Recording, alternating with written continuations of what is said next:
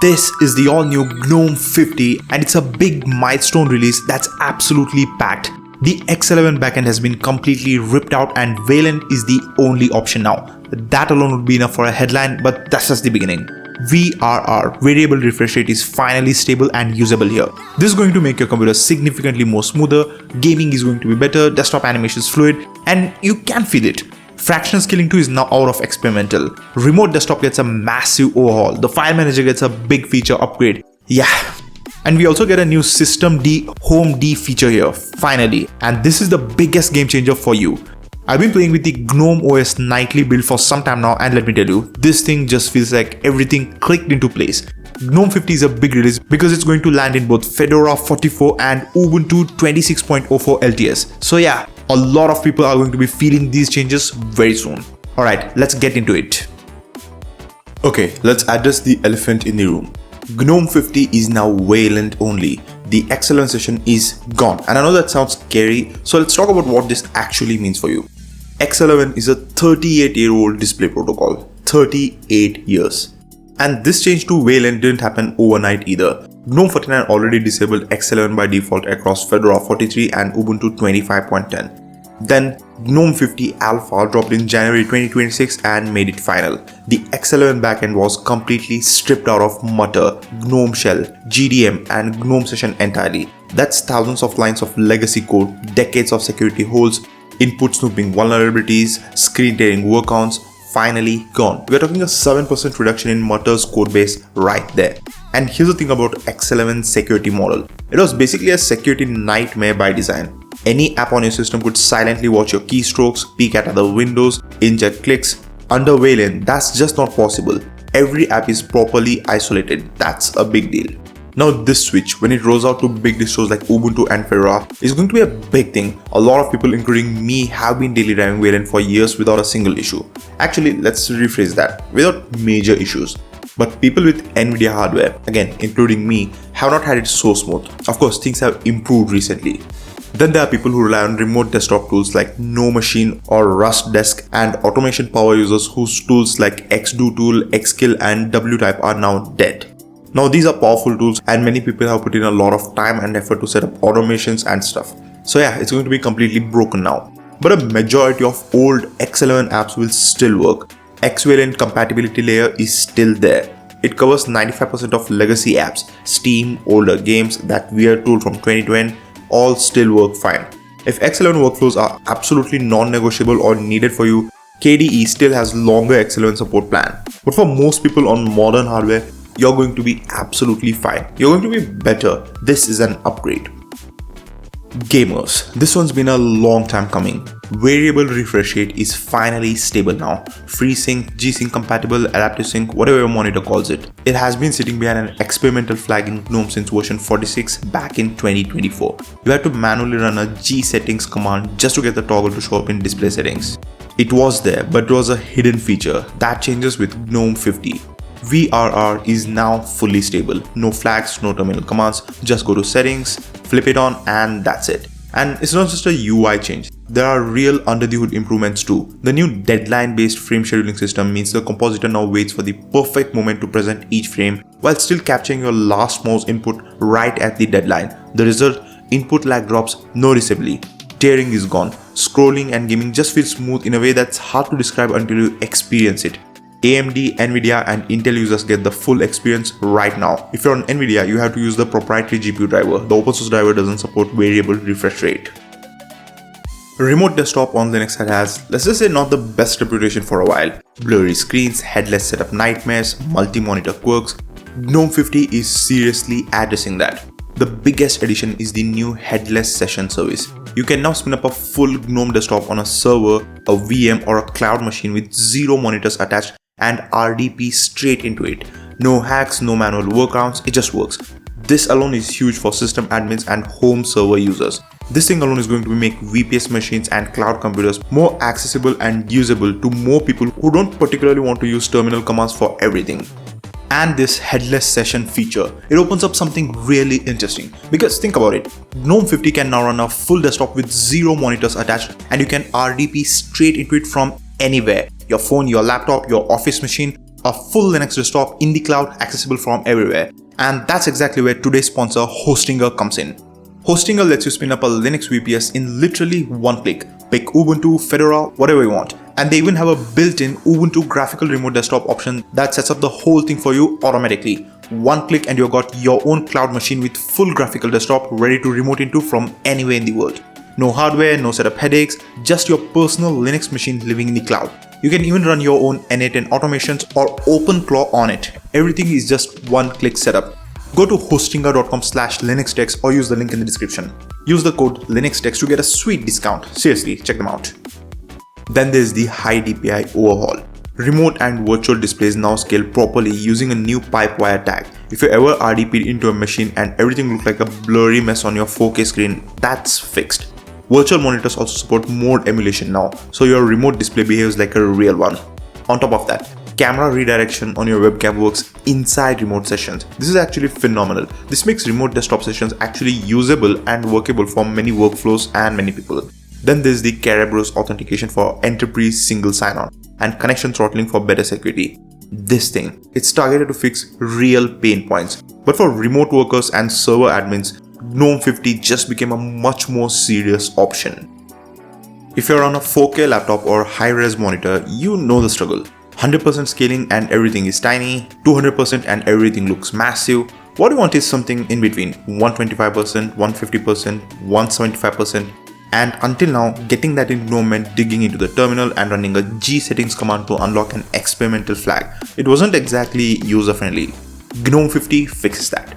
Fractional scaling is now stable and it shows up in the settings by default. No flags, no commands. You just open display settings, pick your scale and you're done. And the rendering is genuinely good too. GNOME 49 quietly laid the groundwork. It started preferring scaling factors that divided cleanly into the physical resolution to reduce blurriness. GNOME 50 finalizes that and marks the whole implementation stable. Native Wayland apps look crisp. X-Wayland apps are better too, though they can still have a tiny bit of softness compared to pure Wayland clients. For laptop users on modern hardware, this is long overdue. It's table stakes and it's finally here. I actually never use my computer without 125% scaling. You know, these laptop screens are tiny, but they are either 1080p or 4K, and you will actually need a magnifying lens to see things clearly at 100%. Man, I'm getting old. This one is more under the hood, but it's genuinely important, especially if you use a laptop or work across multiple machines, aka me. GNOME 50 is the first major desktop to fully integrate systemd, homed. Note that it's not enabled out of the box. You have to manually create a homed user with home control command. But once you do, GNOME 50 makes everything seamless with full GUI support. So what that means is your entire home directory becomes a self-contained, portable, encrypted unit. Want to move your home to another machine or another Linux distro? Copy your home directory image to a USB drive, plug it into a new machine and log straight in. Your files, your settings, your shell config, all of it. Exactly as you left it. No sync, no reinstalling .files, no starting from scratch. The security angle is what really stands out to me. With traditional full disk encryption, your decryption key stays in RAM the whole time your machine is on. With HomeD, the moment you suspend or log out, the key is gone. It's discarded from memory entirely. Cold boot attacks, DMA exploits are now much harder to pull off. And GNOME finally gives this a proper GUI. Settings, GDM, the lock screen, it all talks to systemd, HomeD seamlessly now. Your avatar, your account info, your login prompt, everything is pulled straight from the encrypted home. Before GNOME 50, HomeD users were basically invisible to the desktop. They didn't show up in the user panel at all. That's fixed. But of course, in the nightly version, the GUI is not visible yet. One honest caveat. A big one at that is, if you forget your recovery key, you are locked out. No root override, so back it up. Okay, this one. I've been waiting for this feature for years. When you shut down and start your computer later on again, all your running apps are gone and you start from scratch. Firefox is gone, your terminal is gone, your music player is gone, and you're spending the next few minutes putting everything back exactly where it was. Every single time. That's just the norm. You start with a clean state every time you start your computer, but that ends today. GNOME 50 finally fixes this. Session save and restore is back, and this is the janky half-broken version from the GNOME 2 and 3 days. This is a complete ground-up Wayland native rewrite. The technical foundation is a new Wayland protocol for window management state paired with a centralized GTK API that works with Flatpak sandboxing too. Here's how it works. You flip a toggle in the settings under multitasking. From that point on, when you log out or reboot, GNOME saves your open apps, window position, sizes, workspaces, monitor placement, everything. Log back in and it's all right where you left it. There's even a checkbox in the logout dialog if you want to save on demand. Now I want to be honest with you, this is initial support. GNOME core apps will restore perfectly. Third-party apps, it depends on whether they are ported to the new API. So don't expect every single app to come back flawlessly on day one. The foundation is there and it's only going to get better. For daily drivers, this is genuinely a big quality of life win. Here's the thing, in the alpha version of GNOME, this was available. I played around with it, but in the recent GNOME OS nightly version that I'm using for this demonstration, this feature is hidden and cannot be unlocked from user side. So yeah, I cannot demonstrate this here. But with this feature, you can jump into work and just be more productive the moment you start your computer. I love this. This one is quiet, but it matters a lot. GNOME 50 completes the migration to Glycin, a Rust-based sandbox image library that replaces the old GDK Pixbuff stack. Every image you open, every thumbnail Nautilus generates, it all now happens inside its own isolated sandbox process. This means a malicious image file can't touch the rest of your system.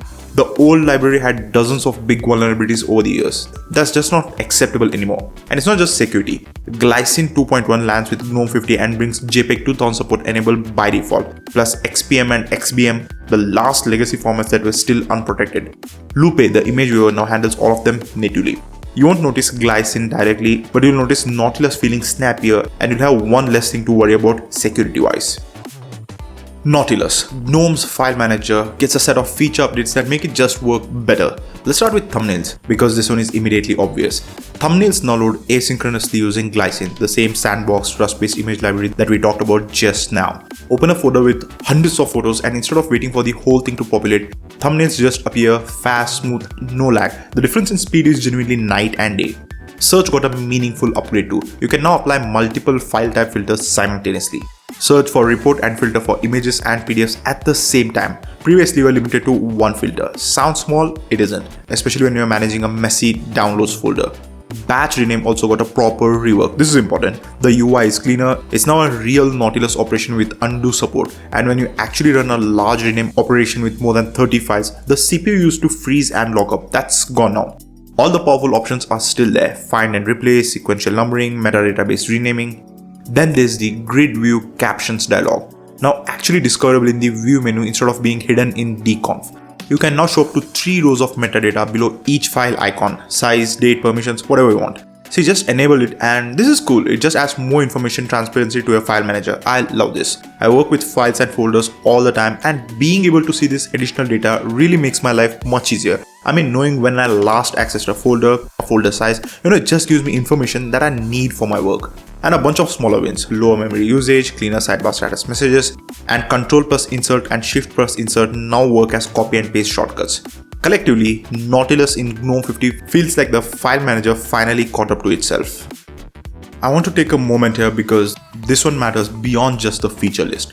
Orca is GNOME's built-in screen reader, the primary tool that visually challenges users to learn to use this desktop, and in GNOME 50, it gets its biggest overhaul in years.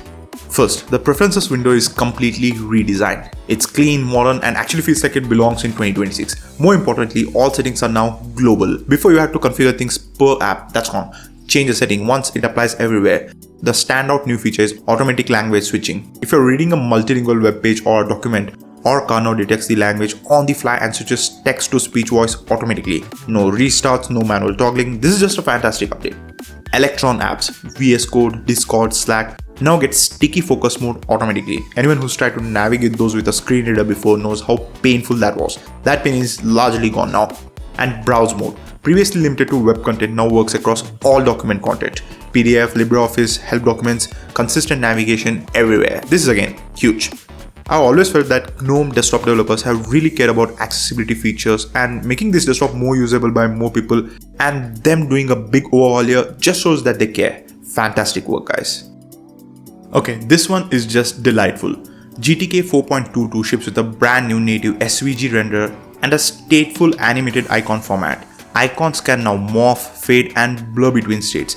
Mute the mic and the slash animates in. Loading spinner actually feel fluid. Hover effects feel alive. Basically, different icons can now animate when they are changing. Now, icons are not converted yet. That's coming in GNOME 51, but the infrastructure is fully in place. And Jakub Steiner has already updated a solid chunk of the Advaita icon set. This is one of those upgrades that you'll feel more when you see it. And once the full icon set catches up, GNOME is going to look genuinely stunning. It's going to come alive. I'm really waiting for the next version for this one. GNOME grew up, and I mean that literally. GNOME 50 completes the multi-year Digital Wellbeing project, and it's the most serious parental controls Linux has shipped natively. You can set daily screen limits for any user account, set a bedtime, at that time the session locks and the unlock button disappears, and the lock screen shows a clear message explaining why. There's even a parent override flow. An admin can tap a button, authenticate, and grant extra time on the spot. That's smart UX. For adults, there's a new well-being panel in setting that shows your screen time, hours today, patterns across the week. No judgment, just data. Everything is off by default. You won't even see it unless you're managing a child account or go looking for it. Not for everyone, but for parents with kids or family Linux machine, this is genuinely a big deal. Alright, so that's GNOME 50, and this is a maturity release. It's the desktop growing up. Wayland is no longer a toggle, it's the foundation. VRR and fractional scaling aren't buried in G settings, they are right there in settings, ready for everyone. Session distro is finally getting real, systemd homed is fully integrated, and it just needs the GUI options. These are technologies that have been quietly evolving for years, and GNOME 50 is the release that makes them accessible, stable, and usable without you having to think about any of it. Personally, the two things that I'm most excited about are systemd, homed, and session distro, because they fundamentally change how you think about your machine. Your home is portable, your sessions survive a reboot. That's not just convenience, that's a different relationship with your computer, a much more streamlined one. And when this lands in Fedora 44 and Ubuntu 26.0 for LTS, millions of people are going to feel these improvements. That's what a good update does. The stable release is March 18th. Alright, if you enjoyed this video, if you found it helpful, definitely consider subscribing to the channel and also leave me a big thumbs up. And if you want to go deeper into Linux, try more distros, break things, learn without any fear, that's exactly where today's sponsor Hostinger comes in. Check out Hostinger using the link given in the description below. Hostinger is genuinely one of the best Linux VPS services out there to learn and deploy Linux. Spin up a cloud server in seconds, experiment freely, and learn without the fear of breaking your actual hardware. Seriously, check them out. Use the code LinuxTex for 10% discount. Next up, check out the top 10 best Linux distros of 2026. I tested over 50 distributions this year and narrowed it down to the absolute best. Some of these will blow your mind, so definitely don't miss that. Alright, this is LinuxTex signing out.